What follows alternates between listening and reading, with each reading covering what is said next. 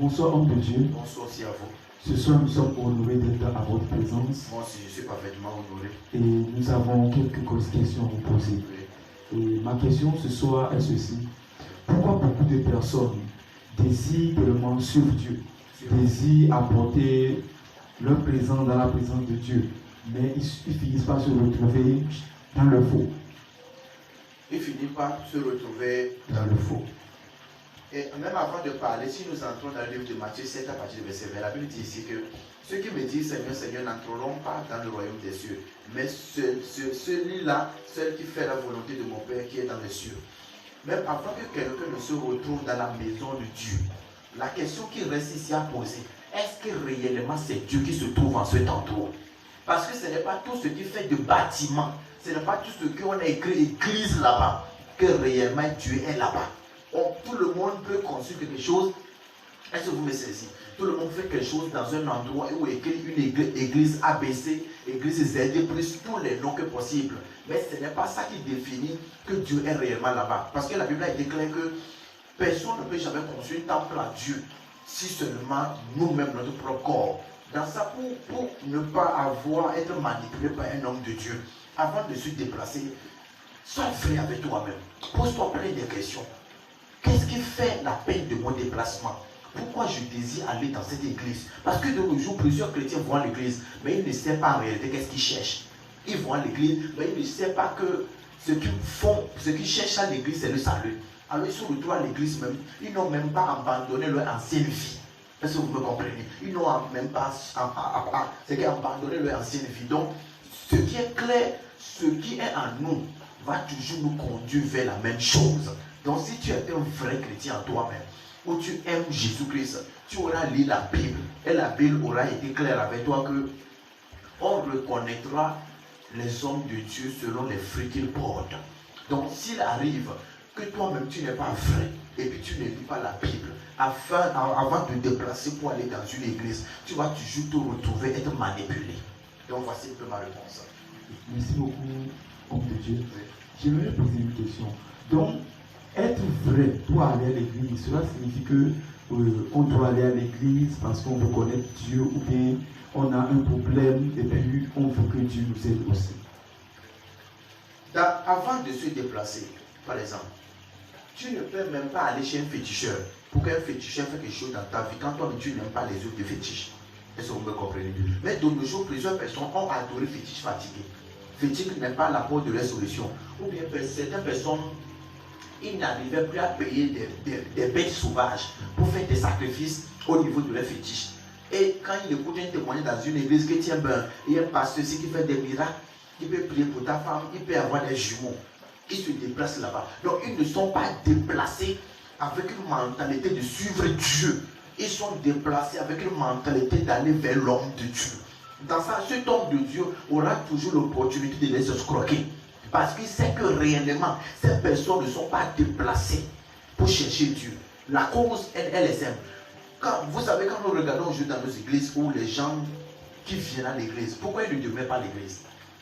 Pourquoi ils ne demeurent pas à l'église? Les gens qui vont à l'église, après tu les vois qu'ils ne sont plus présents. Ils peuvent fréquenter plus de 16 églises en un seul mois. Qu'est-ce qu'ils cherchent? Si réellement ils cherchent Dieu, est-ce qu'en cherchant Dieu, est-ce qu'ils ne trouvent pas Dieu à un seul endroit?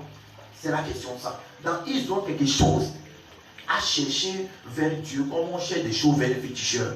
Dans ça, s'ils ne finissent pas à trouver, ils auront tendance à crier que les pasteurs sont des fous, on les a escroqués. Donc si toi-même tu es authentique avec toi, si tu es vrai avec toi, afin de te déplacer, tu auras te poser la question, pourquoi je me déplace pour aller dans cette église, pour éviter d'être mal éduqué dans le christianisme et éviter d'être escroqué dans tout genre de système. Donc la question elle est simple. Posons-nous la question de savoir là où je vais, pourquoi je vais là-bas, et là où je vais, est-ce que Dieu se trouve là-bas? Et on ne sera jamais escroqué. Merci beaucoup, homme de Dieu. Donc cela signifie que quand on s'approche de Dieu, c'est pour être éduqué par Dieu. Donc cela n'est pas une base sur ce qu'on vient chercher chez Dieu. Donc quelle est la place de nos problèmes avec l'adoration de Dieu? Vous savez, aujourd'hui, quand tu regardes aujourd'hui les pasteurs, quand ils se retrouvent sur les médias, sur les réseaux sociaux, au niveau de leur affiche, personne n'arrive même pas à dire que Le temps de Jésus est sonné, Jésus revient bientôt. C'est un message, on ne le retrouve plus dans le christianisme. Pourquoi? Parce que c'est le message qui ne va plus sur le marché charismatique pentecôte. Et l'église de réveil, ça ne va plus. Quand tu vas même sur une chaîne de télévision, tu commences à crier que non, Jésus revient bientôt. Tout le monde peut zapper cette chaîne. Mais quand tu te tiens, tu dis que non, Dieu m'a donné une grâce de voir dans ta vie. Dieu m'a donné une grâce de faire des miracles dans ta vie. Tout le monde sera sportif pour te voir. Donc, c'est un message qui amène la popularité et c'est un message qui donne la capacité au pasteur d'être toujours dans ça. Dans ça, la place de nos problèmes avec l'adoration est le simple. La Bible est claire que portez vos propres fardeaux et suivez-moi. Dans ça, peu importe le problème, peu importe tes souffrances, quand tu aimes réellement Dieu, aucun des problèmes ne peut jamais te séparer de l'amour de Dieu. C'est quand aujourd'hui des faux chrétiens que nous sommes fait en sorte que nous fabriquons des faux prophètes qu'on peut appeler des faux messagers. Et on se retrouve là-bas être manipulé. Et après on est découragé. Et on se dit que à quoi sert encore d'aller dans une église? Et souvent plusieurs personnes ont tendance à dire que toutes les églises sont pareilles, tous les pasteurs c'est l'argent qu'ils cherchent. Dis donc, s'il arrive que toi-même tu es authentique et tu sais réellement que Dieu je cherche, je veux que mon salut soit garanti, alors tu auras à prier que Dieu conduis-moi vers ton vrai lieu, là où ton adoration est authentique, là où tu règnes réellement. Et puis tu vas te retrouver que même quand tu vas là-bas, la Bible est claire que le Saint-Esprit rendra témoignage à votre esprit que je suis là. Dans ce cas, tu te retrouves dans cette atmosphère, par la conscience que le Saint-Esprit est avec toi. Tu vas te dire en toi-même que le Saint-Esprit est en ce lieu ou le Saint-Esprit n'est pas en ce lieu. Donc la mentalité avec laquelle l'on se déplace, c'est ça qui fait la polémique qu'après les chrétiens se retrouvent être escroqués et après ils se disent que je ne vais plus aller à l'église. Parce que quand vous-même vous êtes journaliste, quand vous posez plusieurs questions à plusieurs chrétiens qui ont une fois allé à l'église et après ils se disent que je ne vais plus aller à l'église, ils auront tendance à te dire que j'ai allé là-bas avec mes problèmes, j'ai écouté des témoignages que le pasteur il est très fort. Les personnes n'auront même pas te dire que le Saint-Esprit est fort. Il te dira que le pasteur est trop fort. Mais quand je suis allé là-bas, on m'a exigé de payer 150 000. Avec le pasteur me reçoit. Est-ce que vous comprenez? Avec le pasteur prie pour moi. Dans ça, c'est l'escroquerie, je ne vais plus aller. Dans ça, la question que vous allez vous poser, pourquoi l'ex-chrétienne-ci n'a pas eu l'audace de se dire que je vais aller à l'église parce que je cherche mon salut? Il t'a dit que je vais aller à l'église parce qu'on m'a dit que ce pasteur est très terrible. Donc toujours le problème se retrouve au niveau de mentalité des chrétiens. Ils ne cherchent plus la vérité. Quand tu es un pasteur de nos jours, où tu dis la vérité, ton église sera vide. Ils ne supportent pas la vérité. Donc il y a une racine en eux-mêmes, qui est une racine de faux, qui fabrique des faux pasteurs et des faux prophètes. Merci beaucoup, M. Dieu. Vous venez d'entamer une théorie concernant la vérité. Parce que ma question était de savoir pourquoi les gens veulent suivre Dieu dans la vérité et se retrouvent dans le faux. Donc, dans la vérité, vous avez dit que c'est parce que les chrétiens n'ont plus une mentalité d'écouter la vérité. C'est parce que les chrétiens n'ont plus une mentalité d'écouter la vérité, oui. Quelles sont les vérités que les chrétiens devraient écouter? Aujourd'hui, par exemple, imagine dans une église où la Bible est claire que mes enfants, priez non-stop. La Bible est claire à ce niveau que Jésus a dit que non, je vous donne un commandement. Aimez-vous les uns et les autres. La Bible est claire que tu aimeras l'Éternel ton Dieu de tout ton cœur, premier des jours, de tout ton âme, deuxième des jours, et de tout ton esprit. Mais imagine de nos jours, combien de chrétiens aiment Dieu? Non!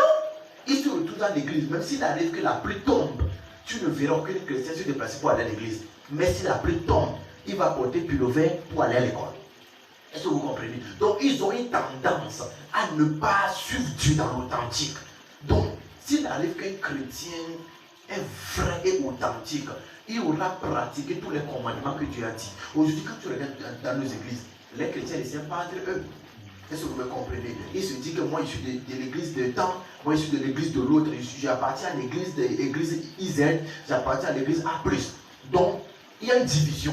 Donc, c'est comme si l'apôtre Paul a dit que pourquoi vous disiez que l'autre, je suis de Silas et je suis de Paul? Est-ce que vous ne savez pas que c'est Jésus qui règne parmi vous tous? Donc, quand tu prends aujourd'hui le christianisme de façon vraie, l'amour du prochain, ça chute de la tête jusqu'au pied. Quand je parle de ça chute de la tête jusqu'au pied, je parle de la vie même des leaders qui sont des pasteurs. Entre eux, il y a une compétition. Et quand la tête a chuté, la queue aurait un problème. Donc les pasteurs même ne donnent pas une soif aux chrétiens de s'aimer entre eux, la cause.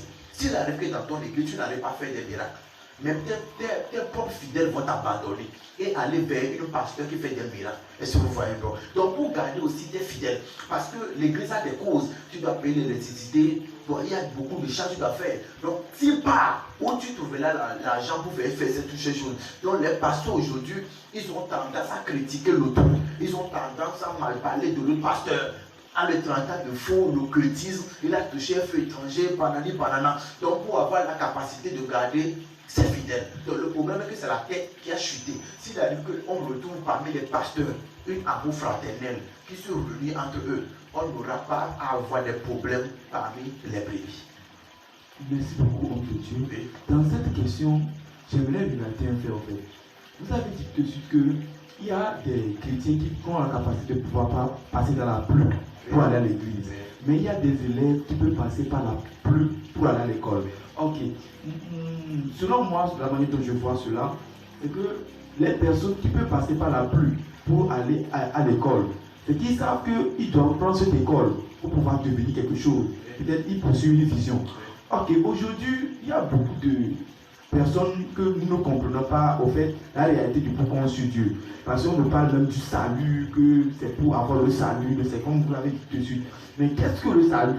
Et qu'est-ce que la vérité? On ne comprend pas, en fait. C'est que, qu'est-ce que cela signifie? Pourquoi nous devons suivre Dieu? Voilà quoi. Ok. Donc, plusieurs personnes n'arrivent pas à comprendre pourquoi nous devons suivre Dieu. Voilà. Ok. La question, la réponse, elle est simple. La raison pour laquelle nous devons suivre Dieu, c'est trois niveaux. Nous suivons Dieu pour marquer notre société. Nous suivons Dieu pour connaître Dieu, pour vivre, pour adorer notre Créateur. Et au niveau de troisième chose, nous suivons Dieu pour avoir le repos quand nous mourrons sur cette terre. C'est là on parle de salut, c'est là on parle de la repentance, le repos après cette mort. Dans ça, s'il arrive que ces trois niveaux ne sont pas vérifiés, si la pluie tombe, personne ne peut pas se déplacer pour aller à l'église. Parce que plusieurs chrétiens ne savent même pas pour quel objectif ils doivent se donner à Dieu. Souvent, quand ils vont à l'église, ils ont tendance à se dire que je vais à l'église pour voir le pasteur. Ils ne se disent pas que je vais à l'église parce que je dois aller adorer Dieu. Mais donc, s'il arrive que cette polémique devienne changée, où les chrétiens doivent mettre dans leur tête que je pars à l'église, pas à cause d'un homme, pas à cause de quelqu'un qui m'a invité, mais à cause de là où est Dieu. C'est Dieu qui m'a créé, que je dois aller l'adorer. Alors, peu importe la tempête de la pluie, ce chrétien aura toujours à se déplacer. Donc, le manque de discernement de pourquoi on sait Dieu, c'est ça qui fait en sorte que plusieurs personnes n'arrivent pas à se donner à Dieu s'ils se retrouvent un petit problème en même temps. Alors, tu regardes plusieurs personnes, s'il arrive qu'ils ont un peu de problèmes en même temps, au niveau de leur foyer, ça n'avance pas, au niveau de leurs études, ils ont eu un échec. Ils sont découragés de suivre Dieu. Pourquoi? Parce qu'ils ne connaissent même pas l'objectif pour lequel ils suivent Dieu. Merci beaucoup, homme de Dieu. Oui. Cette question, je peux prendre toute ma vie pour la poser. Parce que c'est une question qui se retrouve dans ma vie personnellement. Je ne comprends pas pourquoi une personne doit suivre Dieu. Parce que d'habitude, on a tendance de pouvoir nous amener dans l'église. On va, on prie, on dit que telle saison, vous pouvez prier pour telle chose, tout ça. Donc dimanche, on doit aller à l'église, on doit adorer Dieu.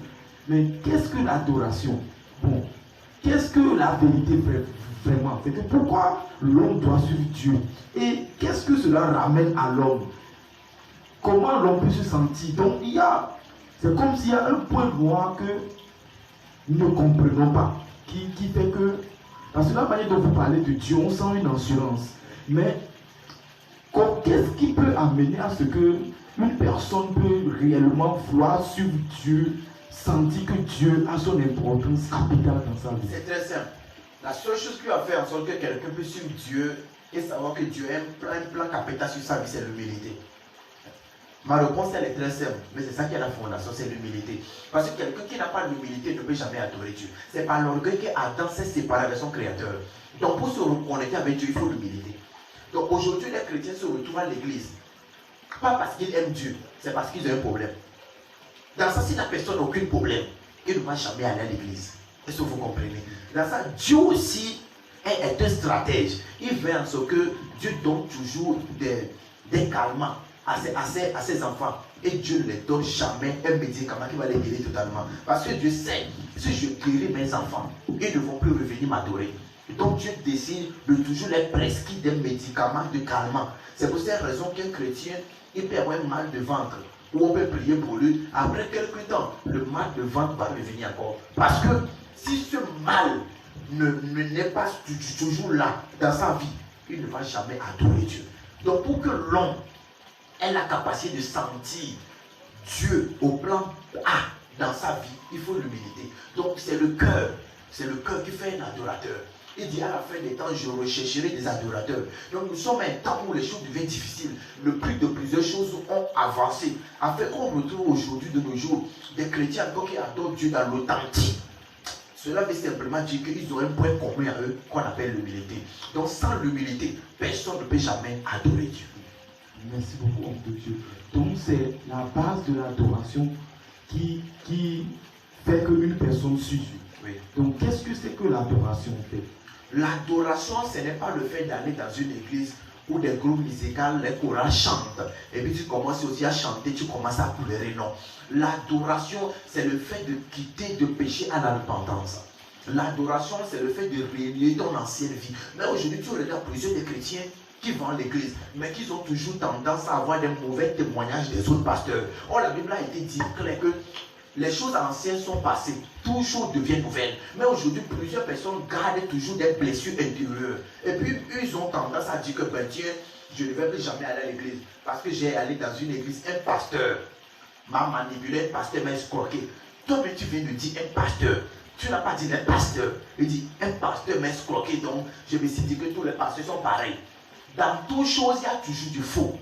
Dans toute chose, il y a toujours du faux. Donc ça, l'homme doit reconnaître ce qu'on appelle la valeur de l'adoration. Quand je peux appeler de péché à la repentance, quitter la vie du passé à vivre dans le présent, rejeter l'orgueil, l'arrogance et vivre dans l'humilité. Parce que je répète encore, peu importe comment quelqu'un va à l'église, rien ne prouve qu'il a l'humilité. La cause est que quand même tu vas en route, tu commences à parler de Jésus ou bien tu évangélises, tu commences à parler de Jésus à quelqu'un que lui aussi il prétend déjà connaître. Il va à l'église, il va te dire que ben, laisse-moi tranquille. Relation, laisse-moi tranquille, je n'ai pas besoin de t'écouter parce que je sors de l'église précédemment comme ça. Donc si l'humilité est là, l'humilité va enseigner à ces personnes que tu ne sais pas ce que cette personne va t'apporter de mieux et de plus. Donc l'humilité va t'enseigner à lui donner ses oreilles et puis à l'écouter. Donc nous retrouvons aujourd'hui que la majorité totale des chrétiens, 100% des chrétiens, ils n'ont pas l'humilité. Donc à monter même sur les serviteurs de Dieu, jusqu'à descendre au niveau des fidèles, il n'y a pas l'humilité. Parce que tu regardes le milieu des pasteurs, tout le monde se donne des titres. Aujourd'hui, de nos jours, tout le monde veut être appelé par prophète. Parce que c'est le titre qui marche le plus.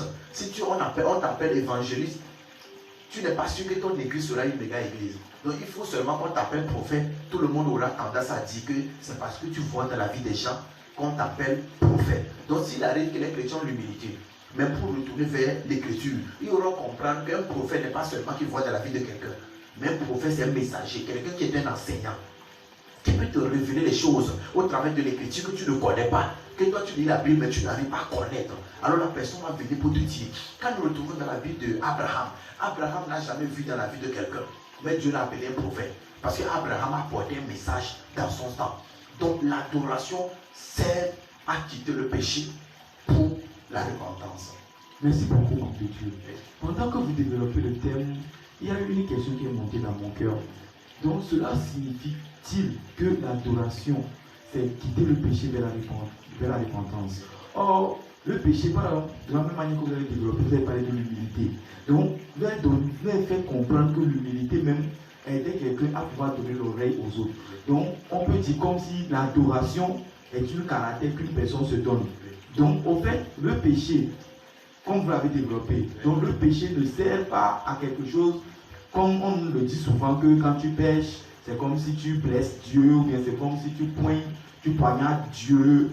Donc, c'est comme si le péché, c'est une caractère de vie que nous avons qui ne nous aide même pas nous-mêmes. Okay. Aujourd'hui, les chrétiens ne comprennent pas que le plus fort des péchés, ce n'est pas l'impudicité, mais c'est le manque d'amour de Dieu. C'est ça qui est le réel péché. C'est pourquoi la Bible est claire que croyez à Dieu de tout votre cœur, de toute votre âme et de tout votre esprit. Et vous verrez le ciel et vous verrez ce que les yeux de Dieu. Dans ça, quelqu'un qui aime Dieu ne peut jamais forniquer. N'est-ce pas? Quelqu'un qui a un amour fort de Dieu ne peut jamais insulter l'autre. Mais aujourd'hui, quand tu regardes les chrétiens aujourd'hui, leur base fondamentale, c'est l'impolitesse. L'impolitesse fait en sorte que plusieurs chrétiens, si tu n'appartiens pas à sa congrégation, ils ne vont même pas te respecter. Est-ce que vous me comprenez? Ils ne vont même pas avoir la capacité même de t'écouter. Peu importe ce que tu vas lui dire, ils ne vont même pas t'écouter. Et puis te réunir même, laisse-moi tranquille, je ne veux pas t'écouter. Donc, la base de tous les péchés qu'on peut appeler, c'est le manque d'amour de Dieu. Donc, quelqu'un qui retourne vers l'amour de Dieu ne va plus jamais pécher dans sa vie. Donc, il faut que le peuple de Dieu retourne vers l'amour de Dieu. Donc, c'est l'amour de Dieu qui connecte à l'amour du prochain. Quelqu'un qui n'aime pas Dieu ne va jamais aimer son prochain. Et quelqu'un qui aime son prochain, qui n'aime pas Dieu, on appelle ça l'hypocrisie. Donc, voici un peu ma réponse. Votre réponse me va bien au cœur. Mais je ne suis pas totalement satisfait de ce que je voulais comprendre, au fait. Parce que c'est comme si, vraiment dont vous parlez, c'est comme si le péché, au fait, c'est comme si c'est une caractère qui nous amène à pouvoir à avoir une mauvaise vie. Parce qu'avant, on nous disait que quand une personne pêche, c'est une personne qui comme vous l'avez dit, forniquer, toutes ces choses. Or, toutes ces choses, c'est que la question que je voulais poser, c'est que toutes ces choses qu'on appelle péché, est-ce que ça a une base pour pouvoir toucher Dieu ou bien ça a une base pour pouvoir toucher nous-mêmes? Ça a une base pour pouvoir toucher nous-mêmes. La Bible est claire que quelqu'un qui pêche avec son corps se souille lui-même. Quelqu'un qui pêche avec son corps se souille lui-même. Mais le vrai péché, comme je l'ai dit, on reconnaît un pécheur, quelqu'un qui ne croit pas en Dieu, quelqu'un qui n'aime pas les choses de Dieu, quelqu'un qui ne passe pas l'intimité avec Dieu, et pas tout son temps aller à l'église. Parce que quelqu'un qui va à l'église, on l'appelle quelqu'un qui va à l'église. Mais quelqu'un qui est chrétien, il peut arriver qu'il ne va pas à l'église, mais quelqu'un qui communique avec la présence de Dieu. Communiquer avec la présence de Dieu est différent de communiquer avec la présence du pasteur. Tu peux aller à l'église, le pasteur va te voir que tu es là, mais Dieu ne te regarde même pas.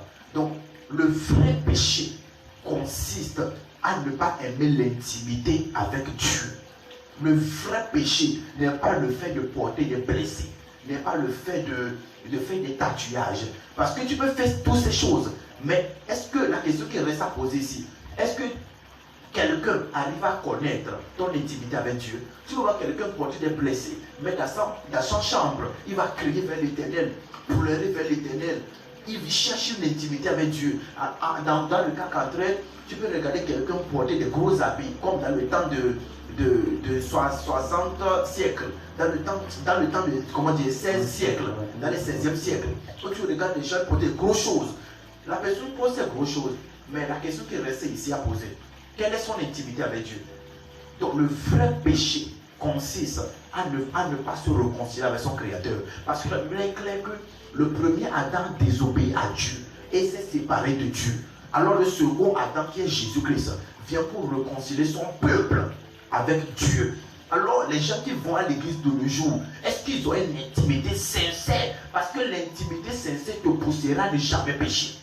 Quand quelqu'un a une intimité, c'est que proche avec le Saint-Esprit, il ne va jamais aimer le péché. Donc il ne pêche pas pour ne pas blesser Dieu, mais il ne pêche pas pour se rapprocher de Dieu.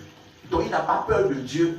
Voici la raison pour laquelle il ne pêche pas. Donc pour se rapprocher plus de Dieu, voici ce qui fait en sorte qu'il va régner complètement ce qu'on appelle le péché. Merci beaucoup, homme de Dieu. Donc l'intimité de Dieu est la chose fondamentale qu'un chrétien ou bien un enfant de Dieu doit rechercher. Pour dire que c'est la chose la plus capitale qu'une personne peut avoir sur cette terre. Alors quels sont les bienfaits d'une personne qui se retrouve dans l'intimité de Dieu? Quelqu'un qui se retrouve dans l'intimité de Dieu, premier des bienfaits, qu'il n'aura pas besoin d'un pasteur pour prier pour lui. Parce que lui-même communiquera avec l'esprit de la parole, qu'on appelle la Bible.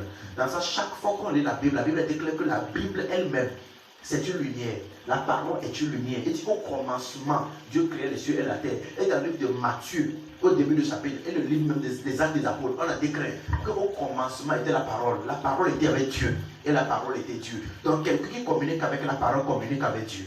C'est très simple. Quelqu'un qui communique avec la parole communique déjà avec Dieu. Donc il n'a pas besoin d'un homme de Dieu pour impacter sa vie, parce qu'il communique direct avec Dieu. Voici le premier impact que la communion avec Dieu crée dans la vie de quelqu'un. Il n'a pas besoin de l'autre. Lui-même, il a Dieu avec lui. Et la deuxième des choses, c'est le salut. Quand tu communiques avec la présence de Dieu, il dit, le temps vient où le monde ne me connaîtra pas, mais vous me connaîtrez. Là, qu'est-ce que Dieu veut parler de vous, vous me connaîtrez? Parce qu'il y a beaucoup de gens qui l'ont commis dans la Bible. Mais il dit, vous me connaîtrez. Il dit, vous me connaîtrez parce qu'il a dit que le Saint-Esprit vous sera donné. Est-ce que vous me comprenez? Le Saint-Esprit vous sera donné, vous serez changé à un autre homme. Donc, pour voir dans la vie de quelqu'un l'impact que la présence de Dieu crée, c'est le changement de caractère. De l'impolitesse à la politesse. De vol à une vie de sainteté. De méchanceté à la bonté. De manque d'amour à l'amour. Donc, la personne devient très surnaturelle en lui-même. Donc, voici les choses que je viens de citer. Ça n'est pas simplement les bienfaits spirituels. Ça aussi des bienfaits naturels. Parce que quelqu'un qui aime son prochain ne peut jamais avoir la maladie AVC. Parce que c'est la colère, des fois, qui peut causer que tu vas avoir AVC. Donc, voici les deux bienfaits que la communication avec la présence de Dieu peut causer dans la vie d'un enfant de Dieu. Merci beaucoup, homme de Dieu. De la même manière que vous développez le thème, ça pousse vraiment à poser des questions très, très, très terribles. Mais nous sommes là pour un thème concernant pourquoi les personnes qui désirent adorer Dieu dans la vérité se retrouvent dans le faux. Et vous avez essayé de nous expliquer comment les choses se passent concernant ce que c'est que la vérité, le salut, et puis des choses comme ça. Dans le développement, j'ai eu à pouvoir attaquer un thème, une question concernant l'impact que Dieu crée dans la vie d'une personne et dans la vie de cette société. Mais je ne voudrais pas prolonger en même temps, parce que je crois que ce thème, mes questions seules ne peuvent pas suffire, parce que sûrement que les gens qui nous suivent, ils auront des questions à pouvoir comprendre beaucoup de choses concernant ce domaine. Donc, toute personne qui nous suit actuellement, ou vous avez des questions concernant ce domaine, concernant la vérité, sur l'adoration vraie, sur ce qui s'est déroulé tout de suite, sur la discussion, vous avez des questions, vous pouvez nous envoyer vos questions par WhatsApp, par notre numéro WhatsApp, et nous aurons l'opportunité de les poser à l'homme de Dieu, et les réponses qui vont vous parvenir, afin de pouvoir avoir une éclaircissement.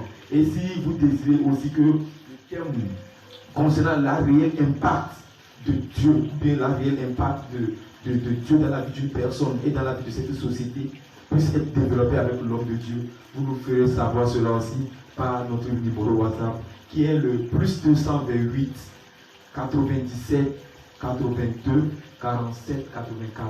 Le plus 228 97 82 47 84. Nous vous remercions beaucoup pour cette suivi. Mon mot de fin est très simple.